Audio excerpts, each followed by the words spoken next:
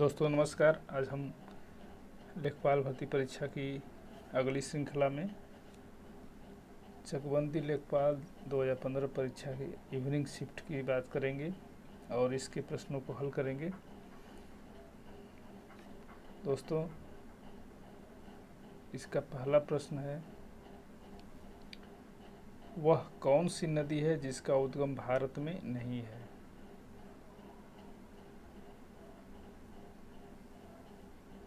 पूछा गया है पहले प्रश्न में, भूगोल से संबंधित प्रश्न है। वह कौन सी नदी है जिसका उद्गम भारत में नहीं है? इसका सही उत्तर क्या होगा? आप जानते हैं कि चिनाब, ब्यास, रावी नदियाँ तीनों का उद्गम केंद्र भारत में है। सतलज नदी का उद्गम केंद्र भारत में नहीं है। सतलज नदी का उद्गम केंद्र कहाँ है? तिब्बत में स्थित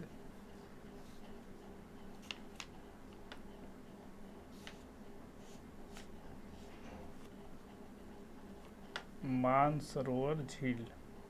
कौन सी झील? मानसरोवर के पास स्थित राकसताल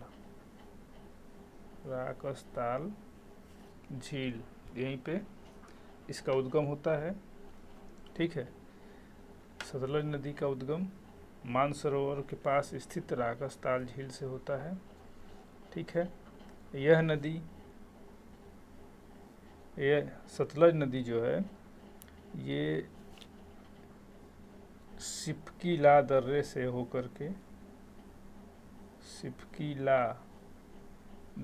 होकर के भारत में प्रवेश करती है।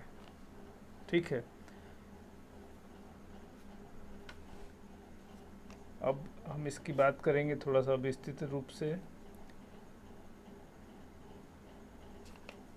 सतलज नदी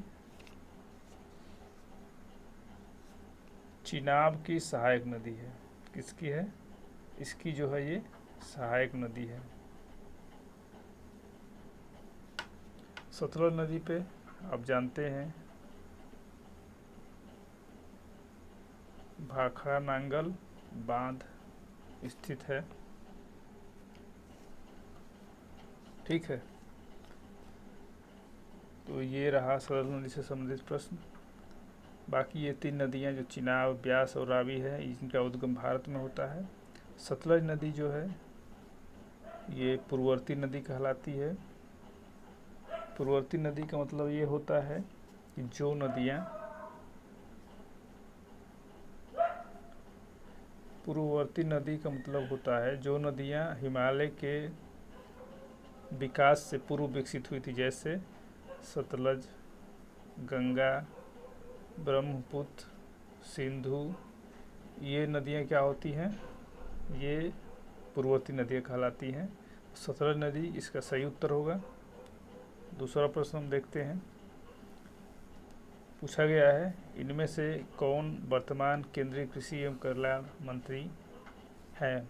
तो उस समय जो है प्रश्नकाल के दौरान राधा मोहन सिंह केंद्रीय कृषि एवं किसान कल्याण मंत्रालय के मंत्री थे। वर्तमान में कौन है? अगर हम वर्तमान जानना चाहें तो इस समय जो है नरेंद्र सिंह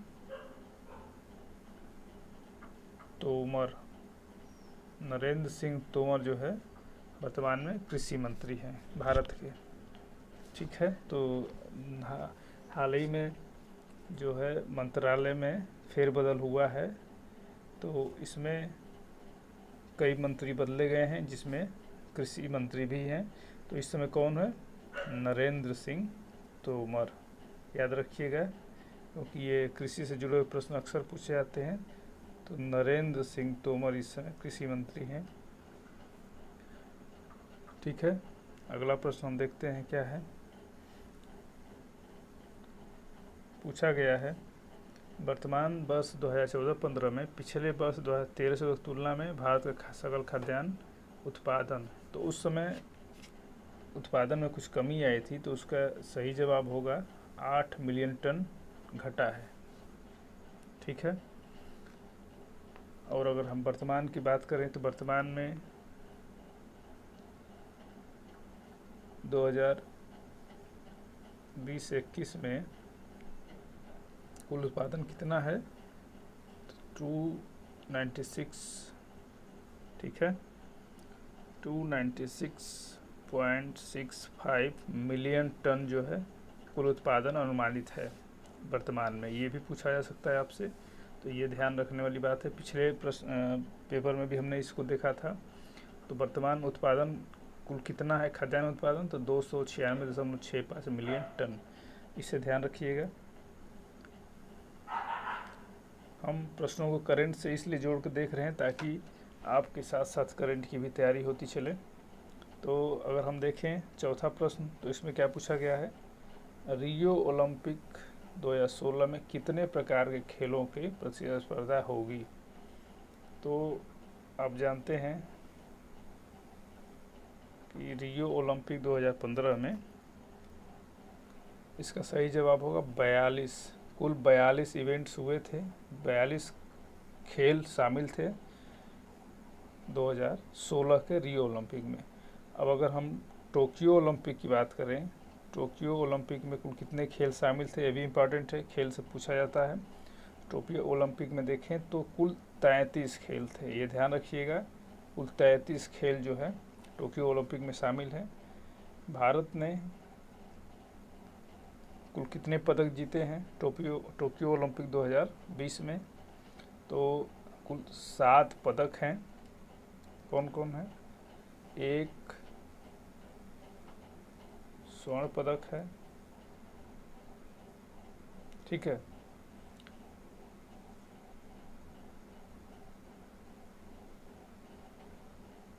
एक, दो, 4, ये पदकों का क्रम है, इसे आप ध्यान दीजिएगा। कुल 7 पदक जीते गए थे। इसमें पहला स्वर्ण पदक है, एक स्वर्ण पदक है। इसको कौन जीता है? नीरज चोपड़ा, जिन्होंने जेवलिन थ्रो में स्वर्ण पदक जीता है, ठीक। कुल कितने खेल शामिल थे इसमें? ये पूछा जाए अगर इस बार, तो आप क्या बताएंगे? 33 खेल शामिल थे इसमें, ये ध्यान रखिएगा। अगला ओलंपिक कहाँ होगा? ये भी पूछा जा सकता है आपसे। तो 2024 में कहाँ होगा? पेरिस में अगला ओलंपिक आयोजित किया जाएगा, ठीक है। 5वां क्वेश्चन देखा जाए, पूछा गया है एशिया की सबसे बड़ी प्याज की मंडी कहाँ स्थित है? तो इसका सही जवाब क्या होगा? लसाल गांव। लसाल गांव में प्याज की सबसे बड़ी मंडी है। लसाल गांव कहाँ स्थित है? महाराष्ट्र में, ठीक है। महाराष्ट्र में लसाल गांव है, यहाँ पे सबसे बड़ी मंडी स्थित है प्याज की।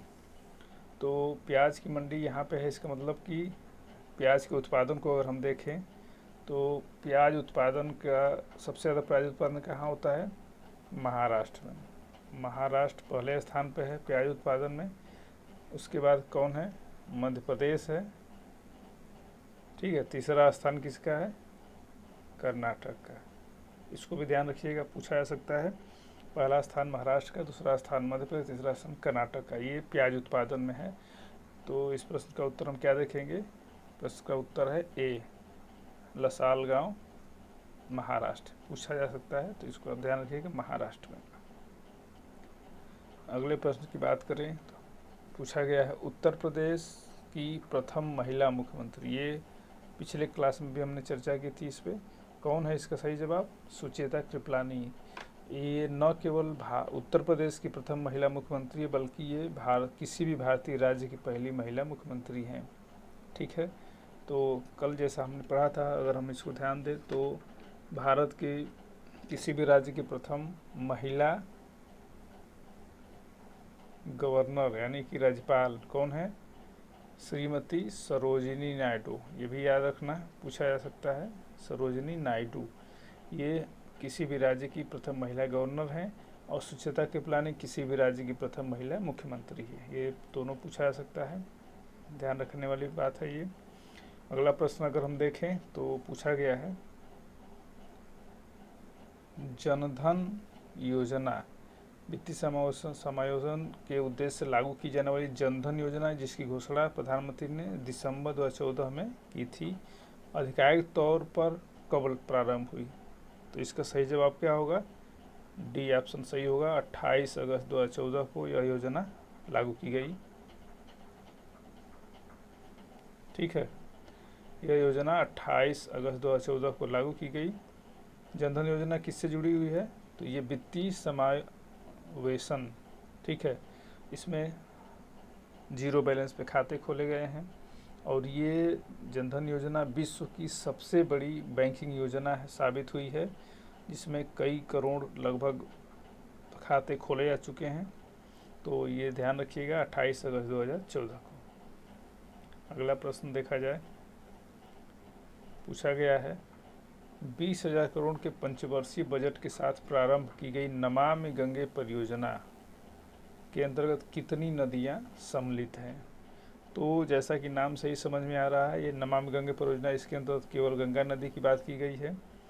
यह योजना कब शुरू की गई, ये भी पूछा जा सकता है आपसे। तो यह योजना कब शुरू हुई? तो ये योजना 2014 में शुरू की गई थी। यह योजना 2014 में शुरू की गई थी।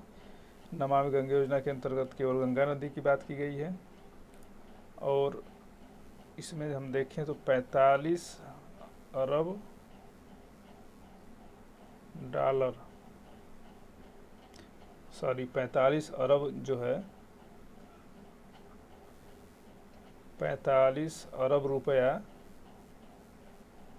विश्व बैंक द्वारा इस योजना के लिए ग्रांट दिया गया है। ये भी ध्यान रखिएगा, 45 अरब रुपए विश्व बैंक द्वारा नमामि गंगे परियोजना के लिए दिया गया। यह योजना कब शुरू की गई थी? 2014 में।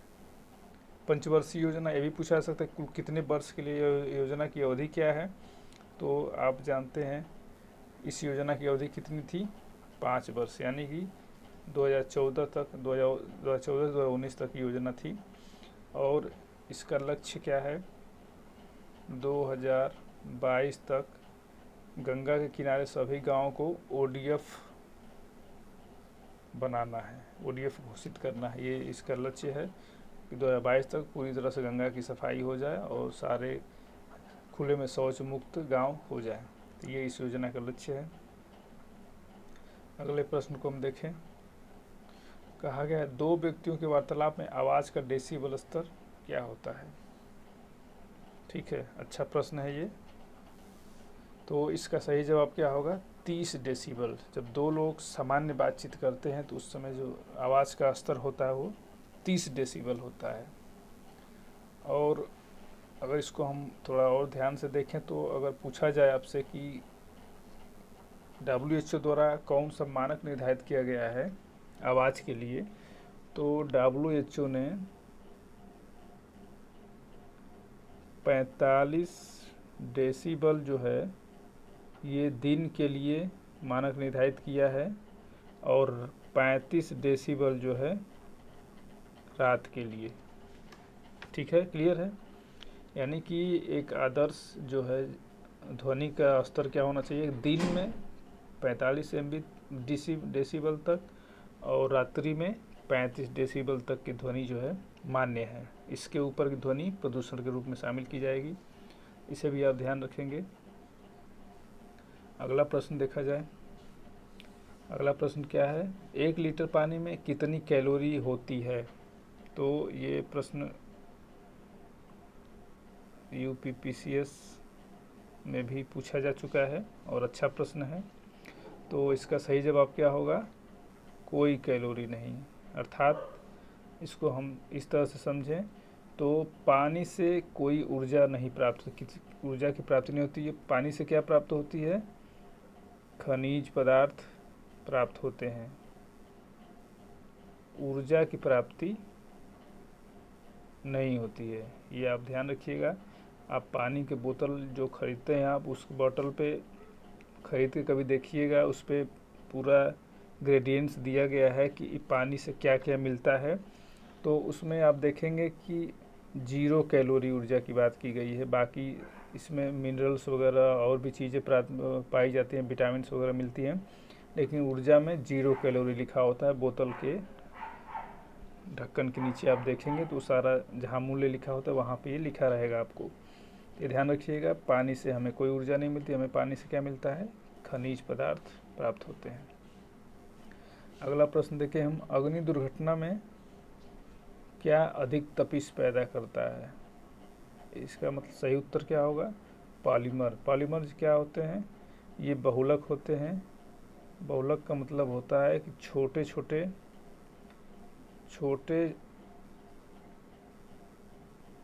अणुओं को मिला करके बड़े पदार्थों में परिवर्तित किया जाता है, उन्हें ही हम बहुलक कहते हैं, पॉलीमर कहते हैं।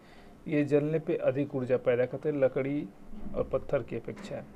ठीक है, इसको याद रखिएगा आप।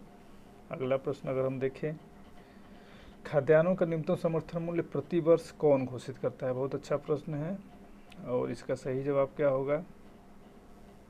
इसका हम सही जवाब देखें तो क्या कह सकते हैं इसमें, कृषि लागत एवं मूल्य आयोग। ये क्या है, न्यूनतम समर्थन मूल्य जारी करने वाली संस्था है। ये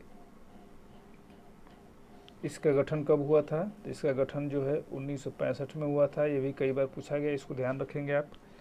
कृषि लागत एवं मूल्य आयोग का गठन कब हुआ? 1965 में। ठीक है, अब इस पर अगर हम बात करें तो न्यूनतम समर्थन मूल्य कितने फसलों की जारी की जाती है, तो ये भी ध्यान रखने वाली बात है।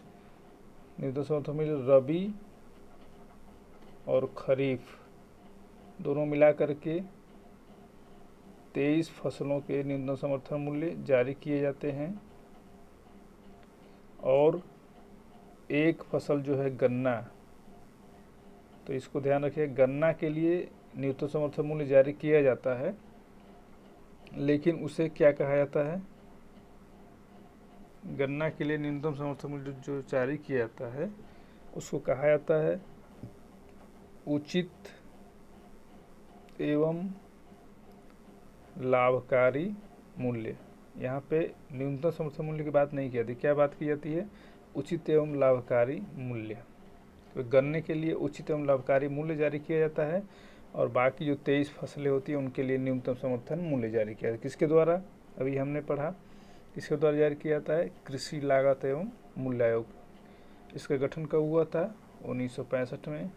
और इसकी बात करें तो ये कृषि एवं किसान कल्याण मंत्रालय से संलग्न निकाय है, ये उसी के अधीन कार्य करता है, और इसकी स्थापना 1965 में हुई थी।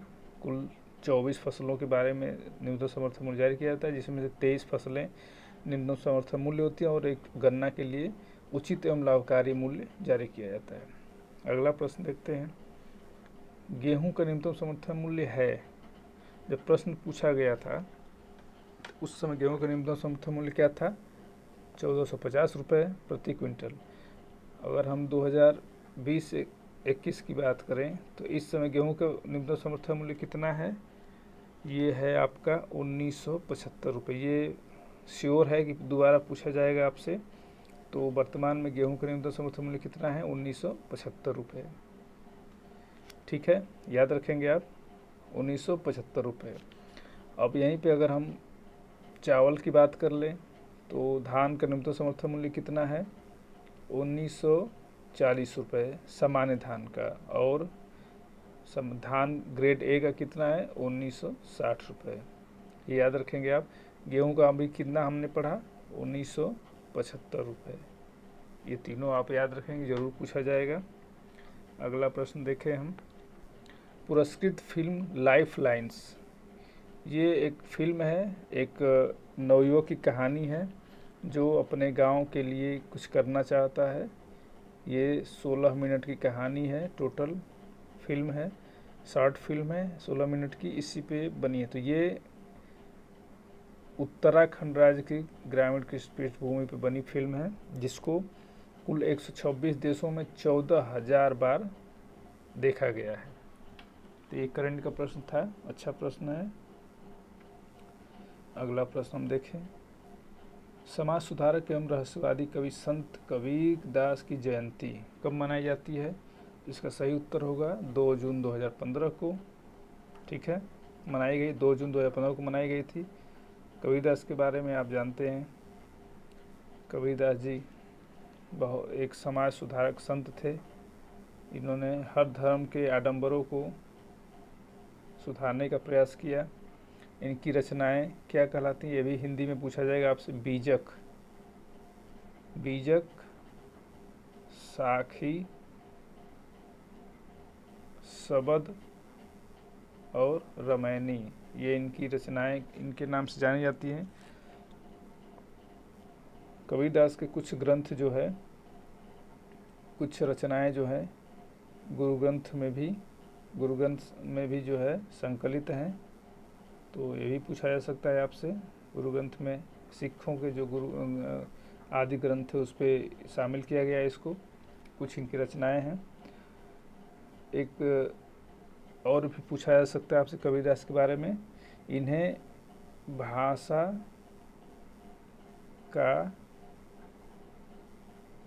डिक्टेटर, इन्हें भाषा का डिक्टेटर कहा जाता है। ये भी प्रश्न काफ़ी इम्पोर्टेंट है, ये फैक्ट ध्यान रखेंगे आप। इन्हें भाषा का डिक्टेटर कहा जाता है। किसने कहा था?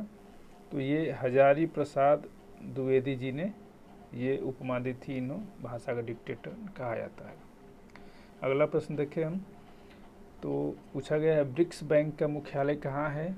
तो इसका सही जवाब क्या होगा? शंघाई में। ब्रिक्स बैंक जानते हैं आप, ब्रिक्स जो देश हैं उनका ये बैंक है। और वर्तमान में इसका नाम क्या है? न्यू, अब आपसे ये पूछा जा सकता है न्यू डेवलपमेंट बैंक, इसी का वर्तमान में क्या नाम रखा गया है? New development bank. इसको ब्रिक्स बैंक भी कहा जाता है और इसका आधुनिक नाम, वर्तमान नाम क्या है? New development bank. इसके अगर बात की जाए तो इसके प्रथम अध्यक्ष कौन थे? तो हमारे भारत के के.वी. कामत, के.वी. कामत को प्रथम अध्यक्ष बनाया गया था ब्रिक्स बैंक का। वर्तमान में कौन अध्यक्ष है? तो इस समय वर्तमान में अध्यक्ष हैं, याद रखेंगे, ये करंट का प्रश्न है, आपको पूछा जाएगा, मार्कोस प्राडो ट्रायोज, ये वर्तमान में है। इनका क्या नाम है? Marcos Prado triose. ये वर्तमान में ब्रिक्स बैंक के हेड हैं। ये कहाँ से बिलोंग करते हैं, ये भी पूछा जा सकता है आपसे। तो ये जो है ब्राज़ील के हैं, ब्राज़ील के हैं। ये वर्तमान में न्यू डेवलपमेंट बैंक के अध्यक्ष हैं। यहाँ अगर हम बात कर लें थोड़ा सा और विस्तृत रूप से, तो ब्रिक्स देशों का गठन कब हुआ था? तो 2009 में प्रथम सम्मेलन हुआ था इसका। वर्तमान में 2021 में वर्चुअल सम्मेलन हुआ है। 2009 में पहला सम्मेलन येकेतेरिनबर्ग रूस में हुआ था पहला सम्मेलन, और वर्तमान में वर्चुअल सम्मेलन हुआ है भारत की अध्यक्षता में, ये भी इम्पोर्टेंट है, 2021 में। ब्रिक्स का क्या मतलब है? तो सबसे पहले अगर ब्रिक्स शब्द की बात करें हम, तो ब्रिक्स शब्द का नाम किसने दिया था? तो ये है आपके जिम, ये भी पूछा जाता है, जिम ओ नील।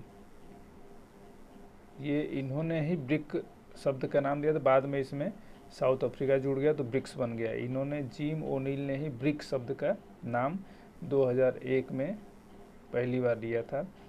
ये एक संस्था है, कौन सी संस्था है? गोल्डमैन सैक्स, इस संस्था के अर्थशास्त्री हैं जिम ओनील, उन्होंने ही जो है ब्रिक्स शब्द का नाम दिया था। 5 देश हैं, कौन कौन है इसमें? ब्राज़ील, आर से रूस, आई से इंडिया, सी से चाइना और एस से दक्षिण अफ्रीका। 5 देश हैं। और इनका ब्रिक्स बैंक का मुख्यालय कहाँ है? शंघाई, ये तो हम देख लिए। अध्यक्ष कौन है? तो इस समय अध्यक्ष मार्कोस प्राडो ट्रायोज हैं, जो कि ब्राज़ील के हैं, ये याद रखिएगा आप। ठीक है, अगले प्रश्न पर हम चलते हैं। अगला प्रश्न क्या है? निम्न में से कौन सा देश नींबू का सबसे बड़ा उत्पादक है? तो उस समय नींबू का सबसे बड़ा उत्पादक कौन था? तो भारत था। और अगर हम थोड़ा सा और विस्तृत जानना चाहें इम्पोर्टेंट, तो फल उत्पादन में पहला स्थान किसका है? चीन का है। और भारत का कौन सा स्थान है? दूसरा स्थान है। कुल फल उत्पादन में भारत का दूसरा स्थान है और चीन का पहला स्थान है। ठीक है। और अगर पहले स्थान की बात करें, भारत किस में पहला स्थान है, तो भारत जो है पहला स्थान किस में है? केला उत्पादन में है, पपीता उत्पादन में है, ठीक है, पपीता उत्पादन में है, आम उत्पादन में है। इतने केला, पपीता, आम उत्पादन में भारत पहले स्थान पर है। और अगर हम बात कर लें ब्राज़ील की, तो ब्राज़ील जो है संतरा उत्पादन में या खट्टे फलों के उत्पादन में पहले स्थान पे है ब्राज़ील। ठीक है, इसे आप ध्यान रखेंगे। अगला प्रश्न क्या कह रहा है? निम्नलिखित में से किस मुद्रा का अगस्त 2015 में अवमूल्यन किया गया जिसके परिणाम स्वरूप भारतीय स्टॉक बाजार गिर गया था? तो चीन की मुद्रा युआन का जो है अवमूल्यन किया गया था। काफ़ी इस पर विवाद भी हुआ था कि चीन ने जानबूझकर ऐसा किया है, तो उस समय करंट का क्वेश्चन रहा होगा। आप इसको ध्यान रखिए कि जापान की मुद्रा क्या है? येन है। यूएस डॉलर जानते ही आप, यूरोपीय यूरो। तो मुद्रा भी ध्यान रखना होगा क्योंकि ये भी पूछा जाएगा। अगला प्रश्न है, विश्व पर्यावरण दिवस कब मनाया जाता है? ये आप जानते हैं, 5 जून को मनाया जाता है। और अगर इस बार पूछा जाए तो अगर थीम आपसे पूछा जाए कि 2021 में क्या थीम है विश्व पर्यावरण दिवस की, तो क्या है? इस समय थीम है रीस्टोरेशन ऑफ इकोसिस्टम। ये इस बार की थीम है, यानी कि पारिस्थितिकी तंत्र की बहाली। इस बार की जो थीम है रीस्टोरेशन ऑफ इकोलॉजी या पारिस्थितिकी तंत्र की बहाली, विश्व पर्यावरण दिवस 2021 की थीम है, इसे याद रखिएगा आप। अगला प्रश्न है, विश्व में कितने देशों में मतदान अनिवार्य है? तो ये करंट का प्रश्न है कि इसका सही जवाब होगा उपरोक्त में से कोई नहीं, क्योंकि कुल 33 देशों में अनिवार्य मतदान का प्रावधान किया गया है। तो ये आप ध्यान रखेंगे, कितने देश हैं? 33 देश हैं जहाँ की अनिवार्य मतदान की बात की जाती है। अगला प्रश्न देखें हम, इनमें से किसको विश्व व्यास सम्मान दिया गया है? ये प्रश्न काफ़ी अच्छा है। तो उस समय के अनुसार इसका सही उत्तर क्या था? कमल गोयनका। इनमें से किसको 24वां व्यास सम्मान दिया गया था? तो कमल गोयनका, उस समय ये नाम सही था। 2020 में किसको दिया गया था? 2020 में नासिरा शर्मा को दिया गया था। नासिरा शर्मा को दिया गया था 2020 में।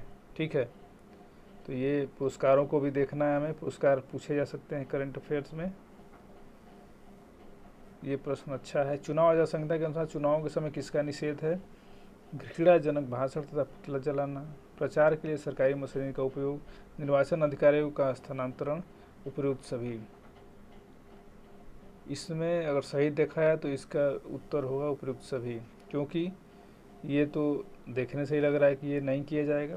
प्रचार के सही ये जो मंत्री होते हैं तत्कालीन राज्य के, उनको रोक लगाई जाती ताकि वो सरकारी धन का दुरुपयोग न करें। निर्वाचन अधिकारियों का स्थानांतरण नहीं किया जा सकता किसी भी राज्य सरकार द्वारा या केंद्र सरकार द्वारा, निर्वाचन आयोग ही अधिकारियों का स्थानांतरण करता है। तो ये सारी बातें जो है चुनाव आचार संहिता के अनुसार निषेध होती हैं। अगला प्रश्न अगर हम देखें,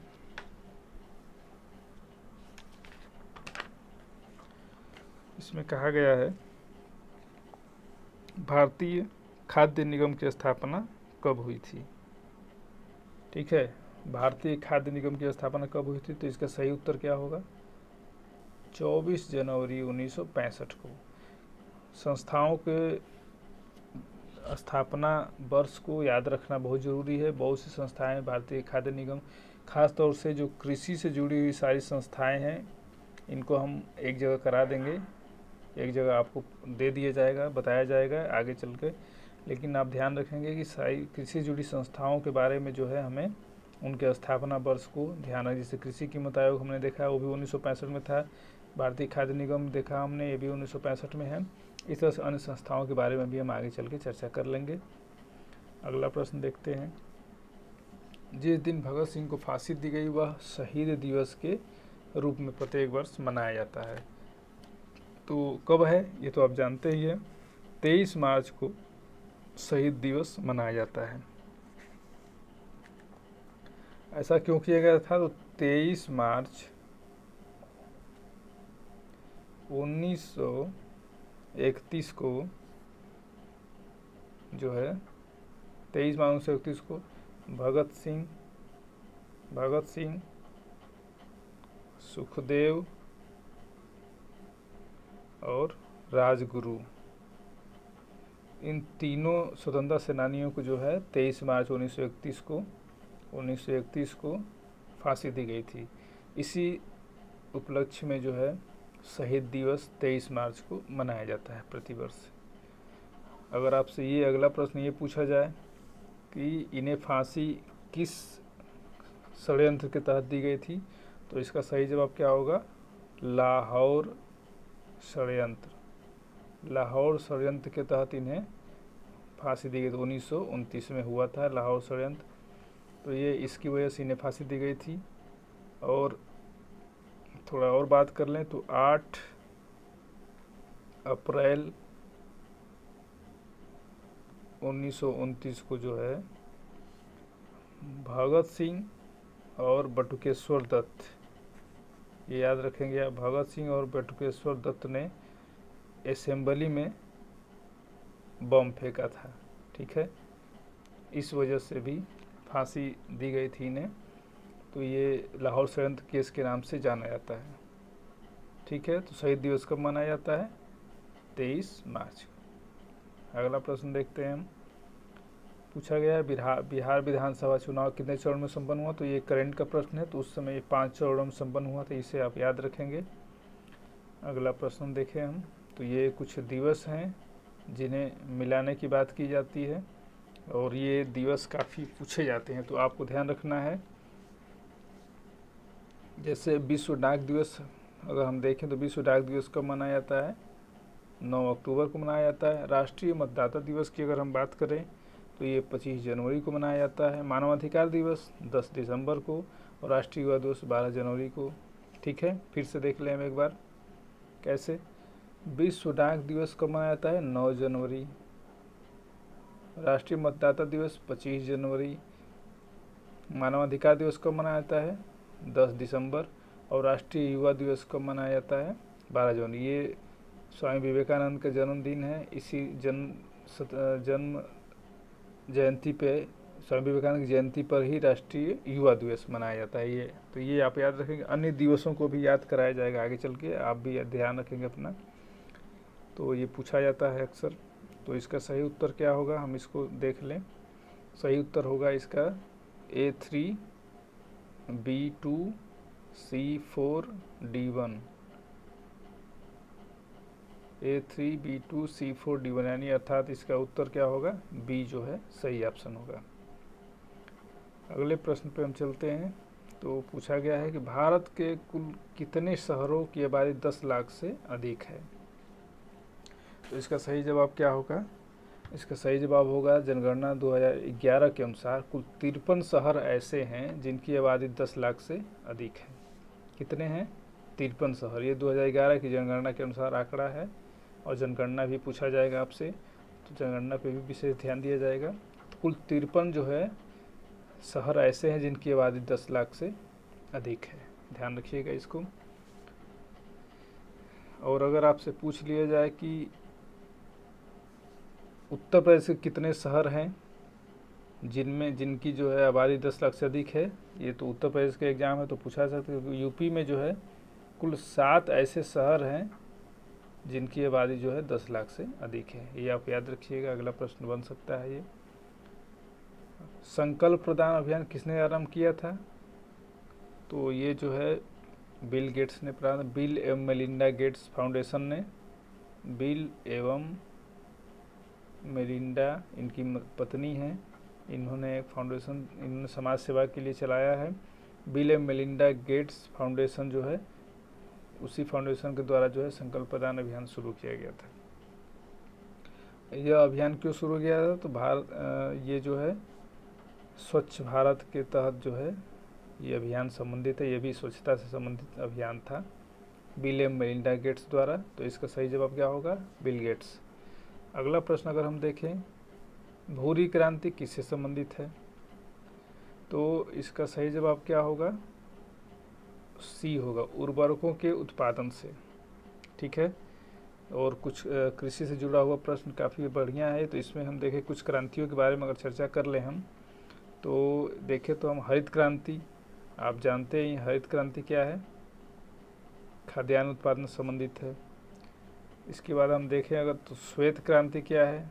तो आप जानते हैं दुग्ध उत्पादन संबंधित है। भूरी क्रांति हमने देखा उर्वरक उत्पादन संबंधित है।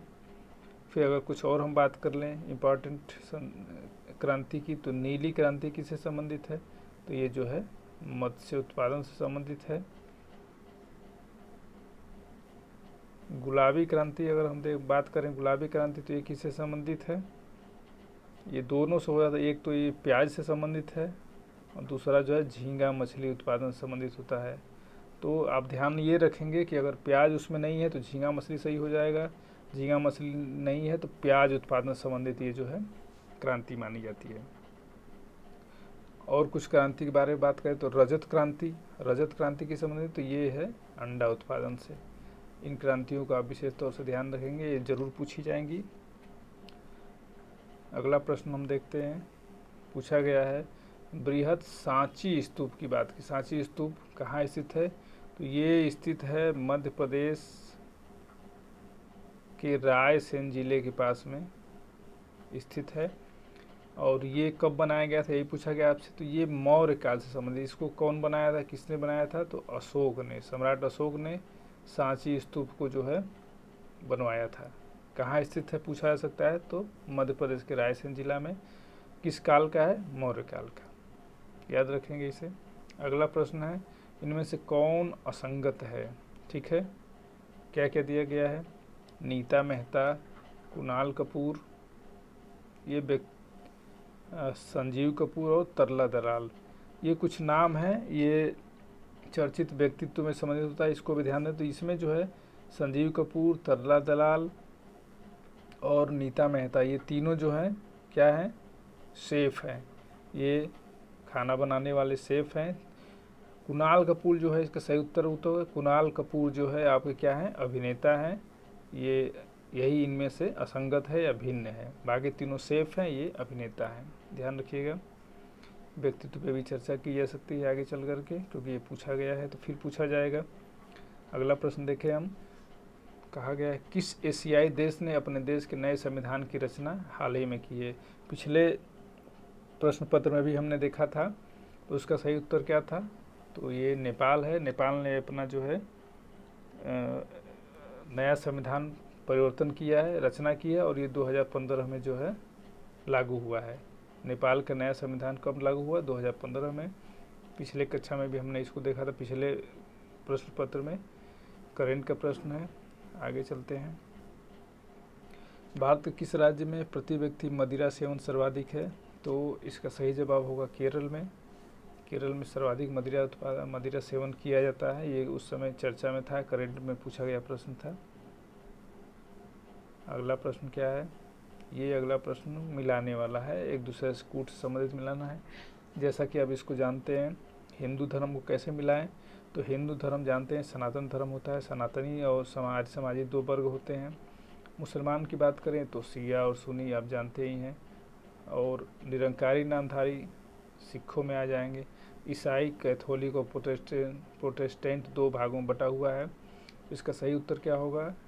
A4 B3 C1 D2। देखें कौन सा विकल्प सही होता है। A4 B3 C1 D2, इसका उत्तर सही होगा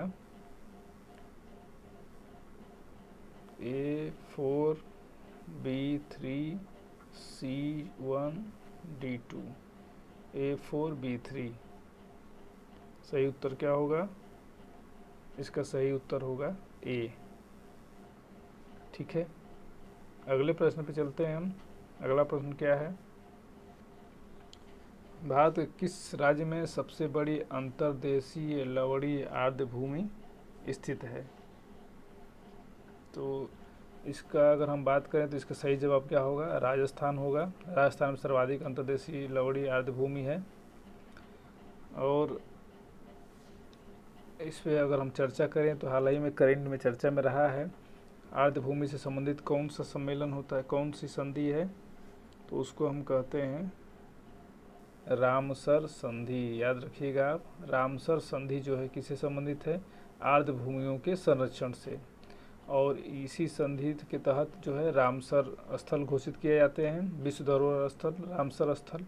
तो वर्तमान में भारत में कुल कितने रामसर स्थल स्थित हैं, तो कितनी हो गई संख्या इनकी रामसर साइटों की, टोटल 42। और अभी जो 42वां जो सबसे करंट वाली जो है भूमि कौन सी है, तो इसका नाम है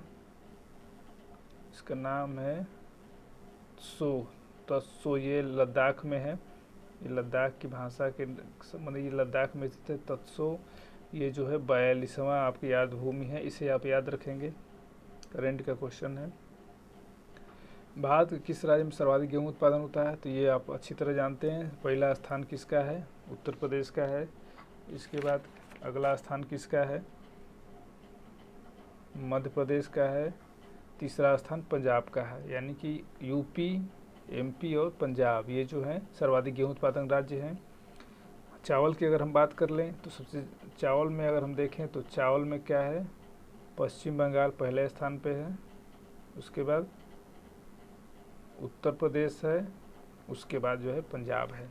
यानी पंजाब जो है दोनों में तीसरे स्थान पे है, गेहूं उत्पादन में भी और चावल उत्पादन में भी। पहला स्थान गेहूं में कौन है, उत्तर प्रदेश।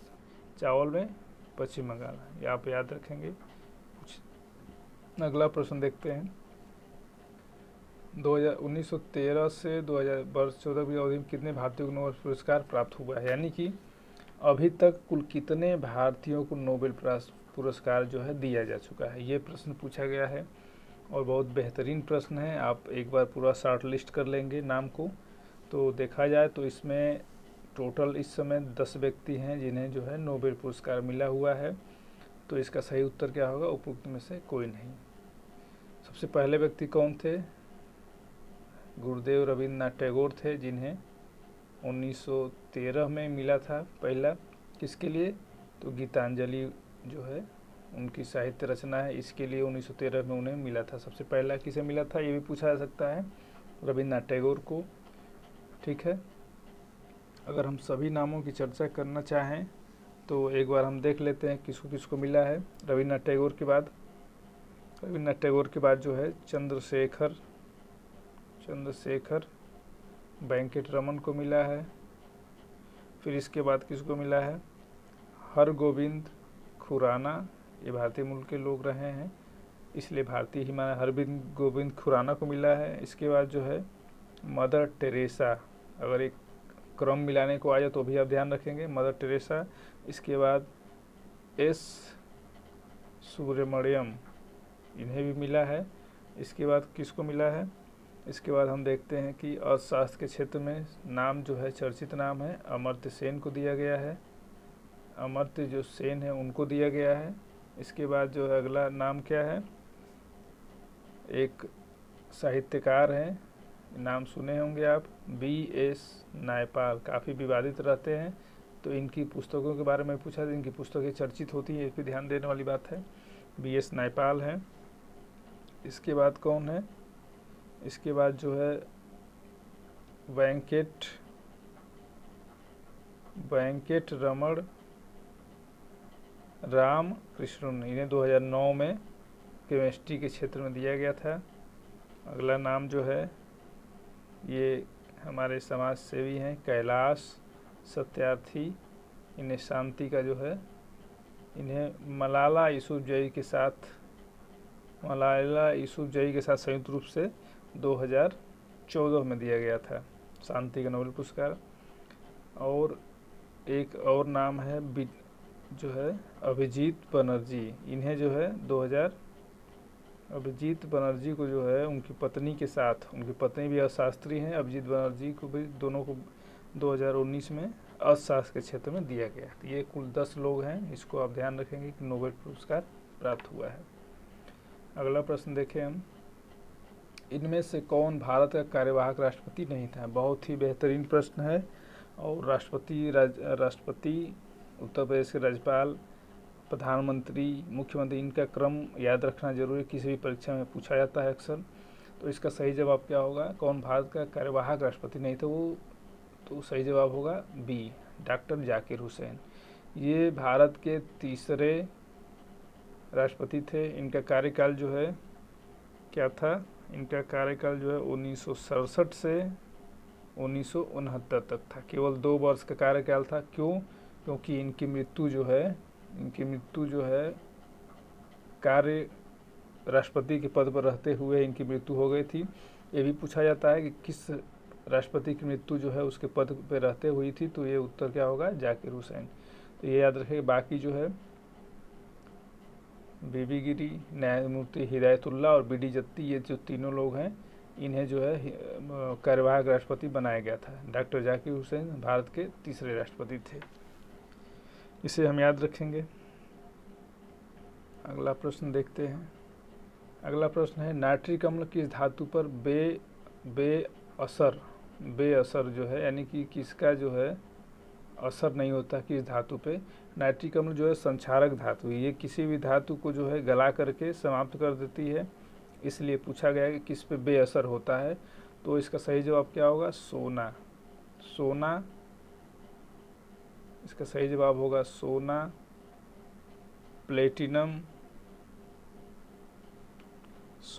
प्लेटिनम, इरिडियम, इन सब कुछ धातुओं पे जो है नाइट्रिक अम्ल का असर नहीं होता। ये संक्षारक, इनका संक्षारण करने में ये अक्षम होती है धातु। नाइट्रिक अम्ल का अगर हम बात करें तो इसकी फार्मूले को देख लेते हैं। नाइट्रिक अम्ल का फार्मूला क्या होता है? HNO3, यानी कि इसका एक नाम ये भी होता है हाइड्रोजन नाइट्रेट। हाइड्रोजन नाइट्रेट कहा जाता है HNO3 को। रासायनिक नाम इसका क्या है? नाइट्रिक अम्ल। याद रखेंगे आप इसको। अगला प्रश्न क्या है? अंतिम प्रश्न है ये, भारत के किस तटवर्ती शहर में सबसे लंबा समुद्री पुल अवस्थित है? तो ये जो है इसका सही उत्तर हो जाएगा मुंबई में है। तो किस तटवर्ती शहर में सबसे लंबा समुद्री पुल बनाया गया? तो ये उसका सही जवाब है मुंबई। दोस्तों, इस तरह से ये एक पेपर और समाप्त हुआ। अगर आप इन प्रश्नों का विस्तृत अध्ययन चाहते हैं तो अथर्व सक्सेस पॉइंट द्वारा प्रस्तुत सॉल्व पेपर जो है लेखपाल का सॉल्व पेपर, ये 5 सॉल्व पेपर और प्रैक्टिस सेट दिया गया है, वो आप लेकर के पढ़ सकते हैं। उसमें विस्तृत व्याख्या दी गई है, प्रामाणिक व्याख्या दी गई है। और इसके साथ ही ग्रामीण विकास से संबंधित जो है पुस्तक प्रस्तुत की गई है, जिसमें सारी योजनाएं, लेखपाल के कार्य, भूमि सुधार, सारे सिलेबस के रिगार्डिंग जो है पूरा विस्तृत अध्ययन दिया गया है। अगर आप चाहें तो उसका भी अध्ययन कर सकते हैं, काफ़ी लाभदायक होगा। ठीक है, अगली क्लास में मिलते हैं, राजस्व लेखपाल के पेपर को देखेंगे। तब तक के लिए धन्यवाद, नमस्कार।